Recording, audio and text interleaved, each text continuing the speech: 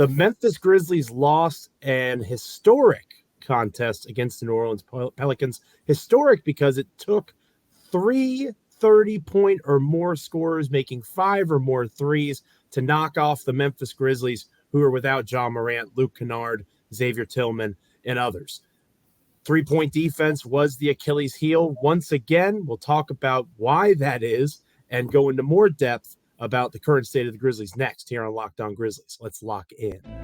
You are Locked On Grizzlies, your daily Memphis Grizzlies podcast, part of the Locked On Podcast Network, your team every day.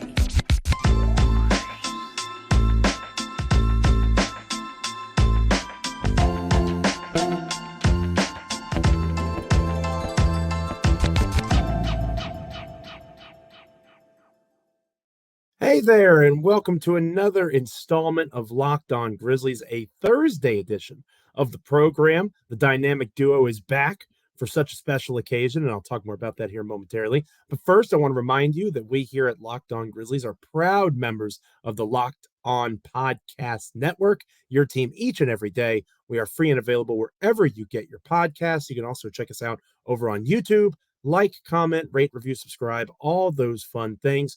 Continue to make Damichael, my wonderful co-host, and I a key cog of your NBA playoff preparation machine and all the other great shows that are part of the Locked On Podcast Network. So again, we're on YouTube. Check us out over wherever you get your podcasts. You can follow me on Twitter at Joe Mullinax. I am a Grizzlies columnist, or the Grizzlies columnist, I guess, technically, for Bluff City Media. And of course, my co-host, Damichael Cole, is the Memphis Grizzlies beat writer for the Commercial Appeal, doing tremendous work there per usual. Partner, how are you doing on this fine Thursday? Doing great, Joe. I'm doing great. It's a wonderful time, I tell you, to be an NBA fan. I tweeted it last night, but the Western Conference race right now, I mean, there were 3 or 4 games, I think maybe even more than that just had huge implications on, just the swing of things. I mean, the LA game, right? And then there was the Kings versus the Mavs. That was the Mavs basically were fighting for their lives, for the play-in lives. Then there's the Grizzlies and the Pelicans. The Pelicans trying to clinch a top 9 spot. And you could tell by the way the Pelicans played. I mean, they almost played like a desperate team in that game. Yeah, it was really a fun night of NBA basketball. If you were a Grizzlies fan, it was less fun on Wednesday night because there were a lot of roller coaster ebbs and flows, from being up big to being down 6 with 11 seconds left to miraculously sending the game to overtime, and then the Pelicans kind of running you off the gym floor there in overtime. Memphis was clearly exhausted, and we'll talk about why here in a moment. So we're going to break down a lot of key cogs and pieces of this Grizzlies defeat in New Orleans against the Pelicans. Context is important before we go too in depth here, Damichael. I want to make sure our audience knows, in case you missed the game, no Ja Morant, no Luke Kennard, no Xavier Tillman. So you're down 3 key rotation players, 2 starters, and Luke Kennard, who has been a flamethrower from beyond the arc of late. And that's not even counting the guys that have been out for a long stretch of time, right? Steven Adams, Brandon Clark. So the Memphis Grizzlies were considerably undermanned, and I know you're going to talk a little more about Santi Aldama later on. He gets injured relatively early in the game, only plays 7 minutes. The Grizzlies, in a lot of ways, only played 7 or 8 dudes. You saw a lot of 40-plus minute performances on the second night of a back-to-back. I'm sure Taylor Jenkins and the minutes crew, the medical staff, was not happy about that. Just some overall takeaways of yours from that context, even with all of that in mind. And the Grizzlies were 5.5-point underdogs going into the game. That's important to point out. It was New Orleans that was underperforming, and at least according to the Sharks in Vegas, finally turned it on later on in the second half. Even with that context, the 3-point shooting from opponents, once again, Damichael, rears its ugly head. We've talked about it here on Locked On Grizzlies a ton. Memphis just really struggles defending the 3-point line. It seems like every night there's a historic performance of some sort against these Grizzlies. Yeah, and this is the second time we've seen it from the Pelicans, right? It Right. was earlier this season. It was in December when the Pelicans they couldn't miss in that game either in New And it's Orleans. not even their game, right? I think they're It's not 28th in even the their NBA game. in three-point shooting attempts. They are not a three-point shooting team, Joe, and it happens. They say fool me once, shame on you, but it happened twice. It happened twice. So I think the it's time to shame Pelicans, on me. yeah, shame on the Grizzlies, right? So it's the guys that you were beat by. Trey Murphy, you know what he's going to do, right? CJ McCollum, you know what he's done in his career against the Grizzlies.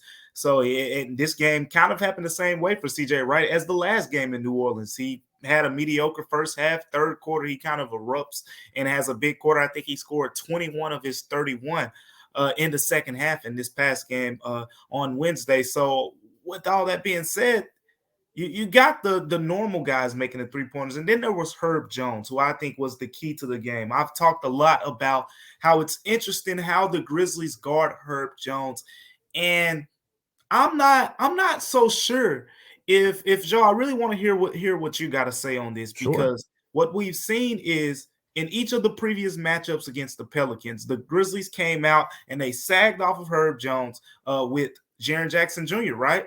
And in one of those matchups, you're guarding Zion Williamson. I think twice against Zion Williamson, and it worked, right? It worked both times. Zion Williamson had two of his worst games of the season against the Grizzlies, where you basically used Dylan Brooks as his primary defender, and Jaren Jackson Jr. sagged off Herb Jones and was a helper. And then another game, you did the same thing.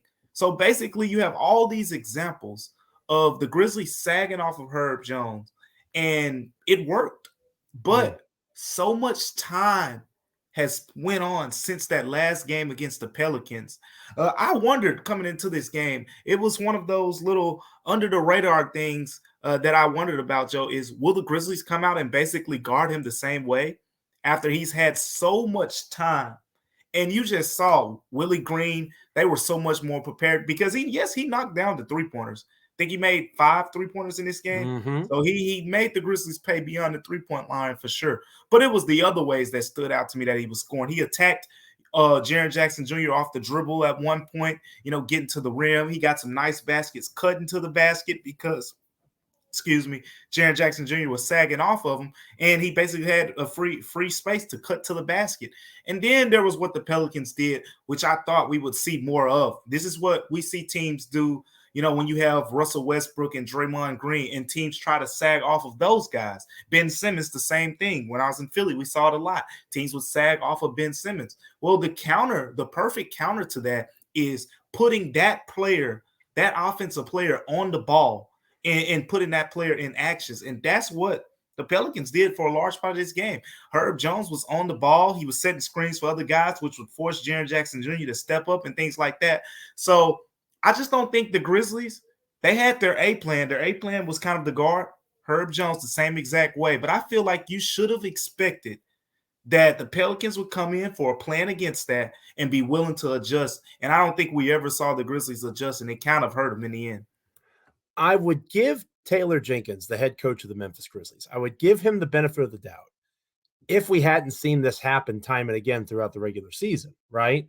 Because we're late in the campaign here. The Grizzlies are clearly prioritizing rest and health over seeding. The Grizzlies might, just fall into the number 2 seed essentially at this point, given the fact that Sacramento keeps losing, but they're not actively pursuing that number 2 seed like maybe you could argue they did last season, right? Where it was a goal of theirs pretty clearly through their actions, the way that they played those final games.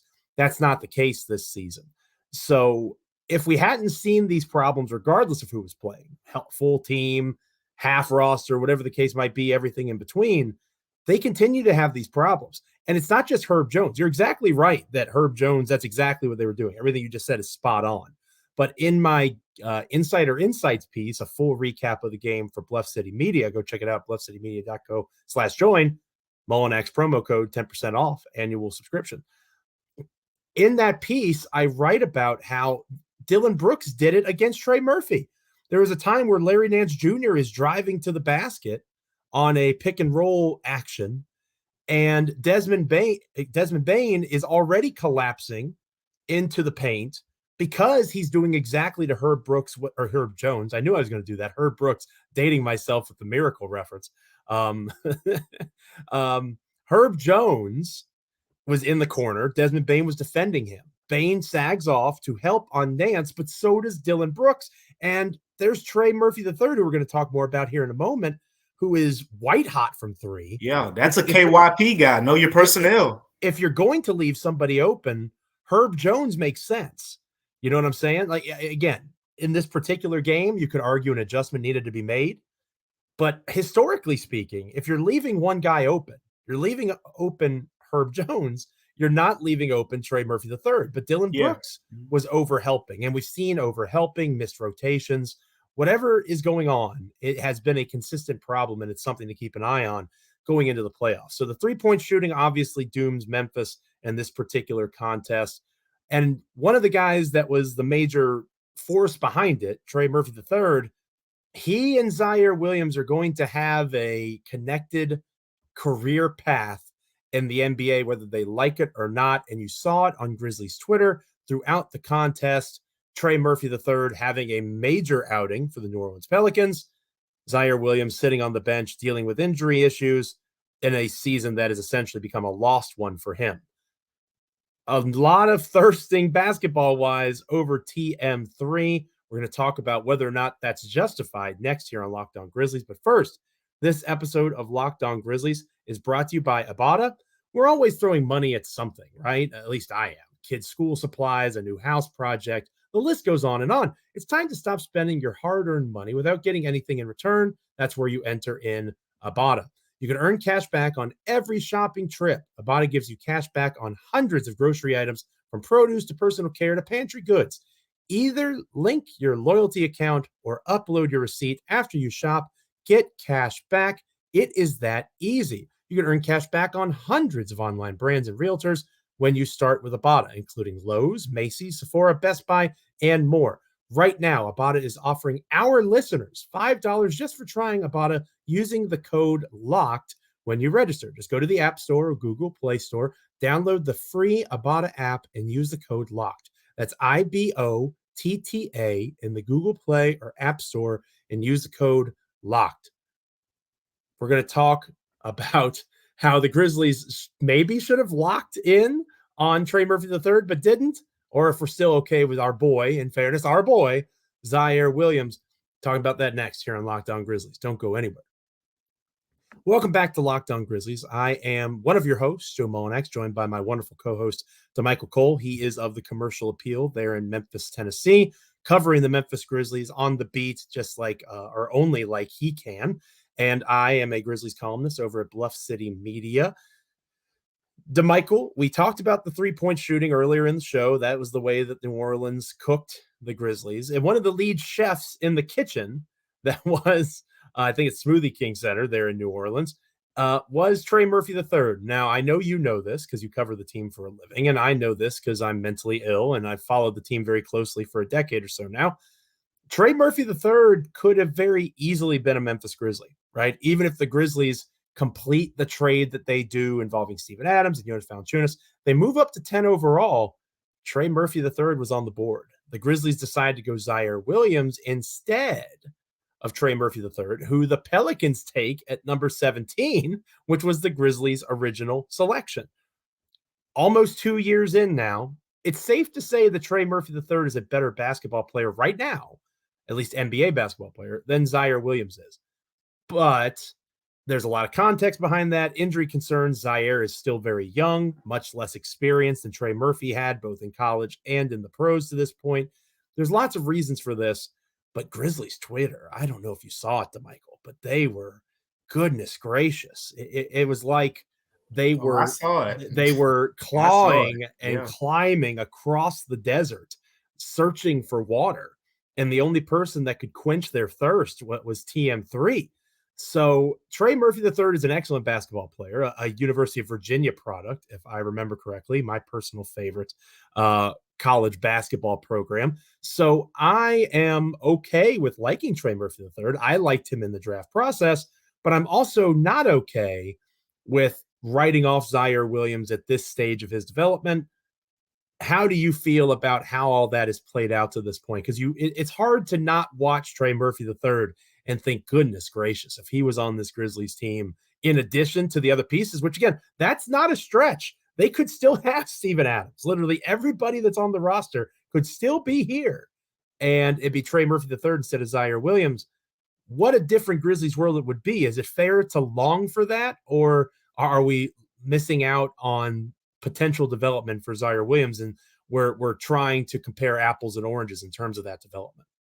Yeah, but before I get to that, Joe, I just want to say what a weird college program to consider your favorite. UVA. I mean, most guys from that area, you got Va Tech, but I'm just gonna assume you were a Don Staley Virginia fan. Tech's not good at basketball.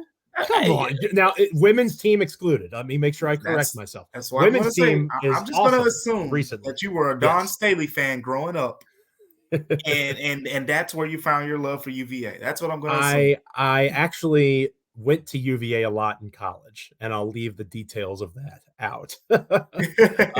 I was at the University of Virginia often. I went to a couple of parties with Sean Singletary and those old Cavaliers players a long time ago. Oh, okay. I see the connection. Yeah, a long time ago. But anyway, point being, I still have that UVA fandom, even though my wife is a Hokie, to your point. But yeah, I'm a UVA basketball fan. Yeah, and speaking of connections, and we're talking about the college guys, right? So with Ziaire and Trey, when they were coming out of college, two different, kind of projections at this point. Trey had played more time in college as Ziaire was a 5-star freshman, went to Stanford, and kind of had a rocky freshman season, pandemic impacted year, and all of that good stuff. But the thing is, Zach Kleiman said it himself, and he used that P word, and it's the project word, which a lot of people kind of, when he said that about Zaire Williams, it kind of bide time in terms of what Grizzlies fans and teammates and whatnot will expect of him. And you saw Zaire Williams' rookie year, the way it started, and then we saw how it ended, right? He was trending all the way upward. And then it's like, if you look at the 2 seasons between these two guys, Trey Murphy and Zaire Williams, rookie year Zaire Williams was better than rookie year Trey Murphy. I mean, rookie year Zaire Williams was defending Steph Curry in the Western Conference semifinals. Yes, he was. And he was starting games. And in January, he defended Steph Curry and scoring. And, I mean, we talked about his impact overall. But Zaire Williams was a positive impact to the point where the Grizzlies sent him to Summer League and basically built the development program around him. He was the main guy that program was built around in the summer. And then, the injuries happened. So I always say I'm not a fan of guys losing their spots due to injury. You always got to give them a chance to bounce back. And this is kind of similar in that situation. Zaire Williams, I think, from what we saw as a rookie, there was a lot of, he was trending upward. Now, his second year has not been good. Even when he's been on the floor, you think, the game where Jordan Poole gets the backdoor cut and Zaire Williams was the quote-unquote assigned defender, even though it wasn't his fault, as we have discussed on here. But, it's moments like that because Zaire had a bad game. That game, arguably his worst game in the Grizzlies uniform in that game against Golden State. So he's had a lot of down moments, but he's made a couple big shots as well. And I just think it's simple. We talk about it, Joe. His strengths are in the mid-range. His strengths are getting to the basket, running the floor. Zaire Williams is not a guy you want to play like a Trey Murphy, but the Grizzlies are using him like a Trey Murphy. So it's too. On one side of it, it's, hey, if you wanted to draft Zaire Williams to be a spot-up three-point shooter and play defense, Trey Murphy is the guy you should have got 100%. But if you drafted Zaire Williams because you think, oh, this guy has great potential, he's that type of 6'8", 6'9" guy who can get to his spots on the floor in the mid-range, who can run the floor, who can use his long, lengthy arms to guard, quick, agile guards like Duncan Robinson, like Steph Curry, like the Klay Thompsons of the world, then Zaire is your guy. But we don't see the Grizzlies using him that way a lot, tailored to his skill set that I think. I mean, I don't think he's ever, if you go back to his high school days as well, his prep days, he wasn't a great three-point shooter there. You go to his college days at Stanford, he wasn't a great three-point shooter there. He has never been a great three-point shooter. He is capable of knocking it down, but to basically put him in the corner, put him at the top of the key, and put him in these spots and make half of his shots three-point shots, that is not the key to success for Ziaire Williams. If you wanted Trey Murphy, oh yeah, that'll work perfectly, right? But here's the thing. I've said it a lot when it comes to this Ziaire Williams conversation. There's a lot of time left for the book to be written on him. And at the end of the day, this is why we talk about it's all about the opportunity that you get, right? His opportunity needs to be, we talked about it. He said it himself. He told me he was blessed to have the mid-range shot. Yet we barely see him take it because the Grizzlies want guys taking three-pointers and layups. So he is not kind of getting the shots that his skill set is best tailored towards. Whereas Trey Murphy, the shots that Ziaire Williams is taking, he would thrive in that role. So in that way, you kind of feel like you missed on Trey Murphy. But I feel like if you let Ziaire play his game, there's a lot of untapped potential there, Joe. Oh my goodness. Can you imagine a Desmond Bane, Luke Kennard, Trey Murphy backcourt perimeter grouping? Like all the spacing, all the shooting as a son of the grit and grind era in terms of when I became a Grizzlies fan. I'm salivating thinking about hitting all these threes. And I can see your head going crazy too from giving up 100. Gosh, 180 points. 130 points too. So that's a fair point. But Trey Murphy, you said it yourself, he's a decent defender, right? He's kind of that 3-and-D prototypical type of guy. I think that what this is going to eventually be, and again, it's very possible that Trey Murphy winds up just being a better basketball player than Ziaire Williams. Like that happens all the time where teams take a guy and then another guy behind him was better. Giannis was what, the 15th pick, I believe, or something like that in his draft class. Kawhi was in a similar situation. Kawhi Leonard, Donovan Mitchell was late in the lottery. It's not like these guys that are having all NBA seasons or have been MVP caliber players. There were guys taken in front of them that are no longer in the league, right? So this happens all the time. But I do think the best point you made was they are currently trying to square peg in a round hole with Ziaire. And we've talked about his mid-range game before. Trey Murphy, if it was Ziaire, perfect fit, right? But they took Ziaire for the upside. I think part of the draft class evaluation was Ziaire has a higher ceiling, right? Like how much better is Trey Murphy going to get? That's debatable. I mean, Desmond Bane is over here entering the chat saying people said the same thing about him and look at what he's done. So maybe Trey Murphy will be that for that draft class. I hesitate to say that Ziaire was a bad pick because of that P word that you mentioned earlier, the project label. That's still there. The Grizzlies have time with him. I'm going to check in a couple of years and kind of see where Ziaire is at as he's approaching a rookie contract extension. How are we feeling about him? That's what I'm going to pass judgment. But that's just me. By all means, continue to thirst on Twitter if you so choose. Damichael and I are going to wrap up this episode talking about Jaren Jackson Jr. and other takeaways from Grizzlies Pelicans heading into an interesting weekend for Memphis when it comes to playoff positioning. Don't go anywhere. But first, this episode of Locked On Grizzlies is brought to you by FanDuel. Very big fan of FanDuel myself. FanDuel is a wonderful partner with the NBA. The playoffs are almost here. Now is the perfect time to download FanDuel if you haven't done so just yet. Become a new customer and get a no-sweat first bet up to $1,000. That's bonus bets back if your first bet does not win. Just download the FanDuel Sportsbook app. It's safe, secure, super easy to use. You can bet on everything from the amount of three-pointers drained. If you bet on the Pelicans, you probably made some money. From the money line, point scorers, everything in between. Plus, FanDuel lets you combine bets for a chance at a bigger payout with a same-game parlay. Don't miss the chance to get your no-sweat first bet up to $1,000 in bonus bets when you go to FanDuel.com/lockedon. That's FanDuel.com/lockedon to learn more. Make every moment more with FanDuel, an official sports betting partner of the NBA. Final thoughts on Grizzlies Pelicans and looking ahead to the weekend here on Locked On Grizzlies. Stay with us. Welcome back to Locked On Grizzlies. I am your co-host, Joe Mullinax of Bluff City Media, SB Nation, and elsewhere, joined by the wonderful, the handsome, the very suave Damichael Cole, beat writer for the Commercial Appeal there in Memphis, Tennessee, covering the Grizzlies daily as only he can. Damichael, entering a weird weekend right? Because as we talked about, what Memphis is going to value, how are they going to play out these last couple of games? Do they really care about securing the 2 seed? Are they just going to let those chips fall where they may? It was interesting to me watching Jaren Jackson Jr., watching John Conchar, the grit that these Grizzlies displayed. It was good. Really impressive. And again, nobody has hated on John Conchar more than me in the last several months, but I have to give flowers and credit where they're due. Without John Conchar, the Grizzlies aren't in that game. The Grizzlies don't jump out to the lead that they did.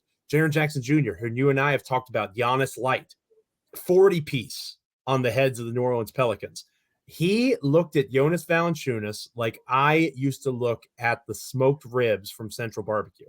I'm not even sponsored by Central Barbecue. They're the best chicken wings I ever ate in my life. I can only imagine how you looked at those. Gosh, with love in my eyes.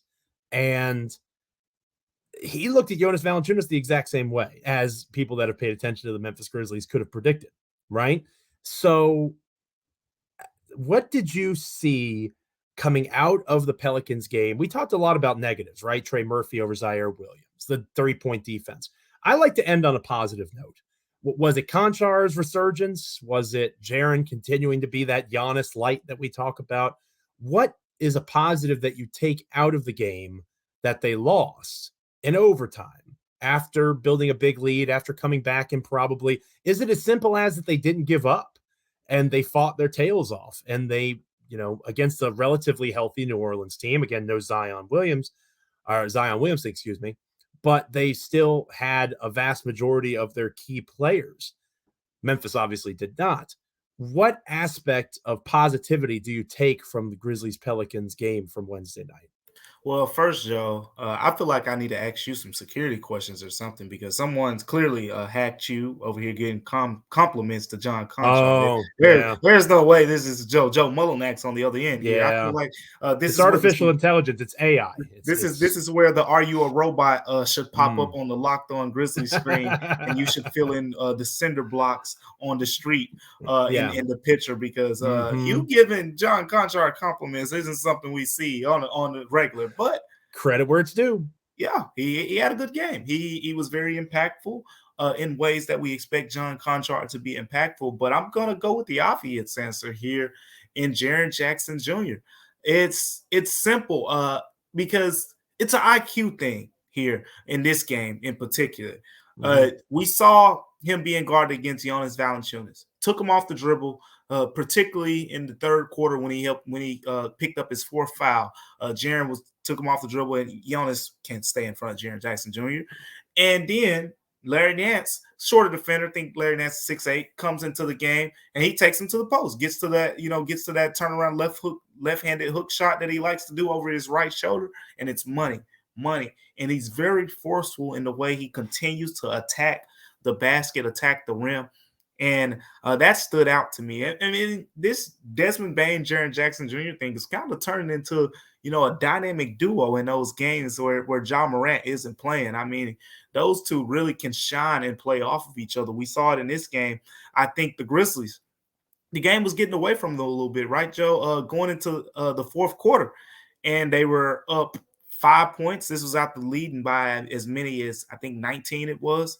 So they were up 5 points. And Jaren Jackson Jr. sits down to start the fourth, and I'm thinking, oh, this is danger territory right here. And then Desmond Bane happens, right? Desmond Bane, I think he scored 7 points early in the fourth quarter in like the first 3 minutes. And in that stretch, the Grizzlies' lead grew from 5 to 12 at the point where Desmond Bane checked out, and then Jaren Jackson Jr. checked back in, and then all the chaos happened towards the end of that game. So it's really those two playing off of each other, but Jaren 40 points, and he just continues.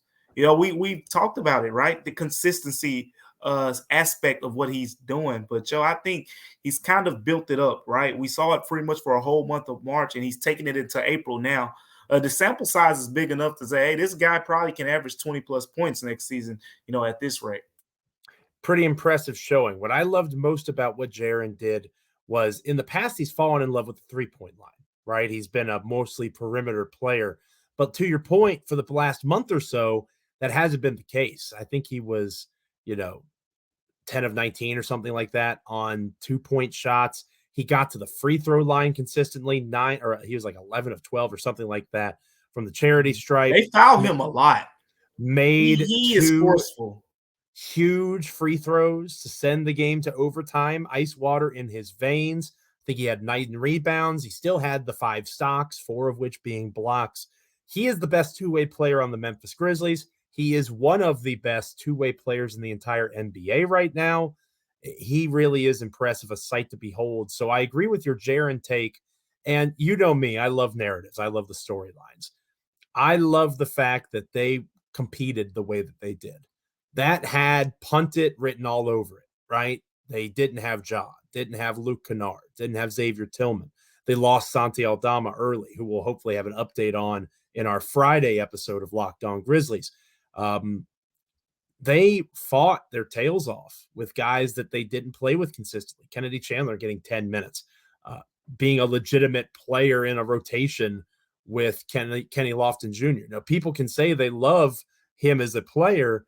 He's the G League Rookie of the Year, all those sorts of things. That doesn't make him a viable NBA rotation player on the number 2 seed in the Western Conference. So the fact that he did do some good things, he was a great passer against the Pelicans. I was really impressed with how he created offense for others. You know, we mentioned Conchar earlier, being really strong on the glass when the team needed him to be. There is a lot of grit and toughness that was shown in this game. And that is something, things are going to go wrong, right? In no way, shape, or form is there going to be a perfect game plan. And as Mike Tyson once famously said, everybody has a plan until they get punched in the face, right? Until you get punched in the mouth, you have a plan. So how you respond to that adversity is really significant. And I thought that this was a good responding to adversity game. Yes, they were up by a lot, but the Pelicans were always going to go on a run because of the depth issues. And once that hit, the Grizzlies could have easily just said, whatever, we're moving on. They fought, they clawed, they scratched, and they made it a competitive game, and they deserve credit for that, in my opinion. So yeah, tough loss, I but agree. Valuable one. A chance to get some experience. Yeah, all great points to me. I think you are definitely onto something. This team, I mean, they gutted it out. They basically had a 7-man rotation in the second half. You saw David Roddy get the start in the second half for Santi Aldama, who left, in the first half. And it basically was 7 guys at that point, basically carrying the torch. And you go into overtime. Dylan Brooks fouls out. I think Desmond Bane fouled out. Jaren had 5 fouls the entire overtime period. I mean, they went in overtime. They were already handicapped, at that point. So the fact that they even got that game to overtime, we haven't even talked much about, the being down 6 with 11 seconds left and just all these breaks going your way. Dylan Brooks, being fouled on the – and wow, imagine if he makes that free throw now looking back on it for the 4-point play. But Dylan Brooks, knocking down the 3 and getting fouled there, and Desmond Bane hitting 1 free throw, missing the second, and Jaren Jackson Jr. getting the offensive rebound. A lot of great breaks went Memphis' way. The offensive foul on Brandon Ingram, I think it was, with Tyus Jones. They got a lot of good breaks in that stretch.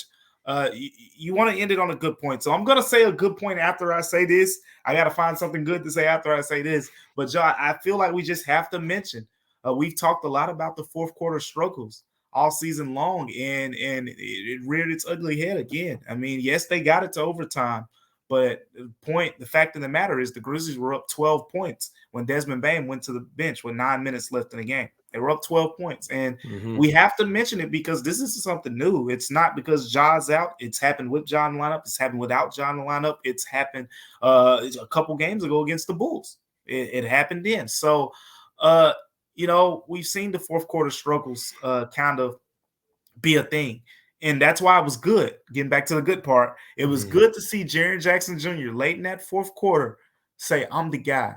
Get me the ball." And you had that back and forth going for a second, right? Brandon Ingram on one end for the Pelicans, and then the Grizzlies went back on the other end. It was good to see Dylan Brooks and Tyus Jones hold the ball, and you see Jaren battling for position, and they're pointing like, get out the way, like telling other guys, this ball is going to Jaren Jackson Jr. They were very determined to get him the ball in those situations. So there's your identity that we talk about that this team needs late in the fourth quarter. We'll see how it, that is affected when Ja Morant is back and whatnot. But I think that's your positive that can kind of turn the tide a little bit as we get in the postseason in the fourth quarter. But, some of the struggles in the fourth quarter still were noticeable in this game against the Pelicans. But Jaren Jackson Jr., the way he played down the stretch and battled, kind of a one-on-one thing with Brandon Ingram, both of them leading their teams to the overtime part of the game, it stood out to me. The more versatile your offense, the better. And if John Morant and Jaren Jackson Jr. and Desmond Bane can all be key contributors in fourth quarters, it will only help the Grizzlies' cause moving forward. Hopefully, they keep working towards finding that rhythm. Thank you for making Locked On Grizzlies your first listen today. Now make your second listen Game to Game NBA. Every moment, every top performance, every result. Locked On Game to Game covers every game from across the NBA with local analysis that only Locked On can deliver. Follow Game to Game on Locked On NBA, available on the Odyssey app, YouTube, and wherever you get your podcasts. The next time we're together will be our Friday edition. Damichael, very excited. Looking at the weekend ahead, talking about the Bucks and Giannis versus Giannis Light potentially, as we've been mentioning throughout the show and recent shows. Obviously, the Thunder on Sunday, how the Grizzlies attack these games, looking ahead to the playoffs, all sorts of interesting directions our Friday show can go. When we come back, the 2 seed should be wrapped up after our next episode. So we talk about that Bucks matchup. The Bucks just wrapped up the number 1 seed, not only in the Eastern Conference, but they clinched number 1 throughout the playoffs. So I'm wondering now, is Giannis going to play and things like that? But hopefully we'll have more of those questions answered, ahead of that game. But the Grizzlies, with a win, could wrap it up for the number 2 seed, and that's a big part of this. And then, you'll see Kenny Lofton Jr. start an NBA game if that's the case in Oklahoma City. You'll see Vince Williams get out there. Mr. 3-and-D. The people don't know about Vince Williams like that, Joe. VCU player. See, another Virginia guy. I know Virginia players. I know what's up. But we'll talk all about that possibility and more on our Friday episode. Thank you so much for joining us on this edition of Locked On Grizzlies. Make sure you're subscribing, rating, reviewing, liking, commenting, wherever you get your podcasts. We are available as a proud member of the Locked On Podcast Network. You can also check us out over on YouTube. Again, subscribe, continue to help us build up the show, and continue to make us part of your Memphis Grizzlies and NBA experience heading into the playoffs. For my wonderful co-host, Damichael Cole, I'm Joe. We will be back with you tomorrow. Until then, stay locked in. This is Locked On Grizzlies.